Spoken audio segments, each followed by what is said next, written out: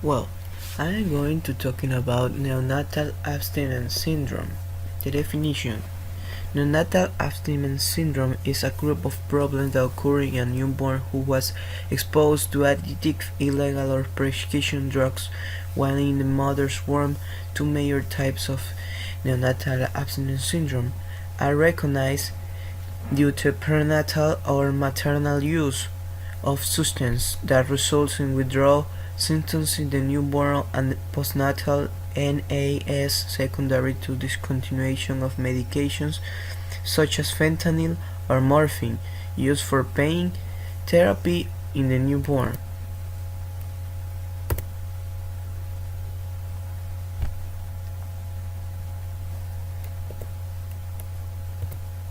The pros.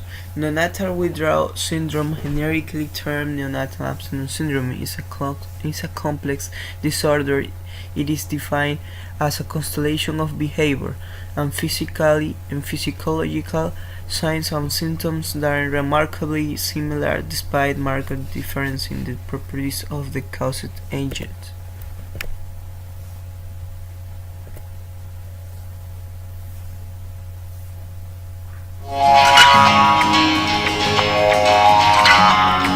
The hospital nursery where newborns are kept is relatively peaceful, unless you pass the crib of an opiate-addicted baby. Their cries rarely stop. They're irritable, they can't be consoled, they may have a lot of neurological symptoms. They may be very jittery, they may be very stiff, they may have seizures.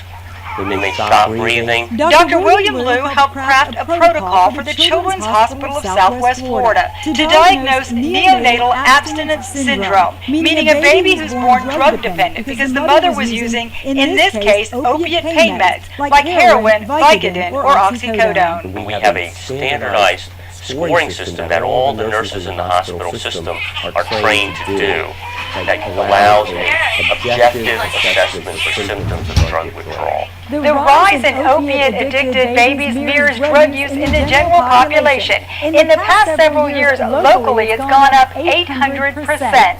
At the Children's Hospital, 9 babies were in detox the day we visited. The staff has learned to handle them with care. We try and keep their environment as subdued as possible, as quiet as possible. We use low lighting, natural light from the windows, try not to have overhead lights on. If needed, newborns are given small amounts of morphine sulfate. Weaning is a slow, methodical process. They can be with us up to 3 months because they need their medication to complete their own withdrawal process. By the time they go home, babies are drug-free. We hope that what we're doing will optimize the baby's outcome and give that baby the best chance to reach his or her full potential. Treating them at birth allows these babies to beat the first battle of their young lives. For Lee Memorial Health System, I'm Amy Osher.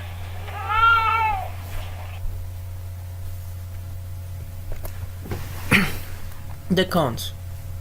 Postnatal neonatal abstinence syndrome results when an abrupt discontinuation of pill analgesia occurs, usually after prolonged drug exposure. Fentanyl is the most commonly used analgesic drug in the neonatal intensive care unit.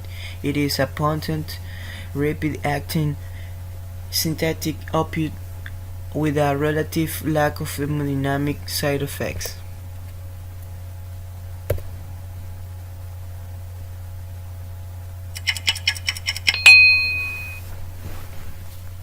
When babies are exposed to opioids in utero, they are at risk for neonatal abstinence syndrome, which is characterized by autonomic instability, tremor, irritability, poor feeding, and loose stools.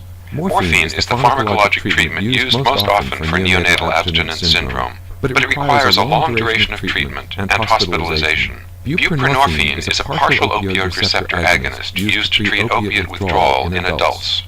In a single-site double-blind trial, 63 full-term, otherwise healthy neonates with signs of neonatal abstinence syndrome were randomized to treatment with either sublingual buprenorphine or oral morphine. Medications were adjusted on the basis of symptom scales to pre-specified maximum doses. The primary endpoint was duration of treatment, which was significantly shorter in the buprenorphine group than in the morphine group, 15 days versus 28 days. Length of hospital stay was also significantly shorter in the buprenorphine group. A similar number of babies in the two groups required adjunctive phenobarbital, which was added when symptoms were not controlled with maximum opioid therapy. Rates of adverse events were similar in the two groups. Infants in the morphine group had a significantly lower respiratory rate than those treated with buprenorphine, but no infant had a respiratory rate that was of clinical concern.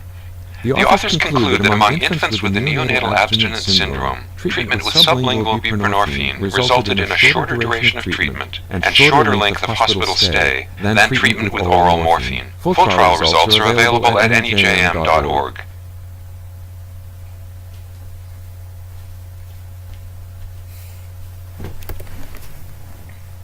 Issue applying in Ecuador. Last year, this public hospital in the suburb of Guayaquil diagnosed 22 neonates with an neonatal abstinence syndrome. They are born without complications, but after a day or two, they were irritable, convulsed, and had a fever. We discovered that mothers consume some drug and transmit it to their baby through the placenta, explained Katiuska Hernandez, Technical Director of Motherhood. In conclusion, infants born to mothers who are chemically dependent face not only the experience of sudden withdrawal from play intoxicants but also other medical and social challenges. Prognosis widely varies and depends on the family's socioeconomic variables and whether either or both parents continue to use illicit drugs. A home environment with an addicted mother is a compromising variable. Thank you.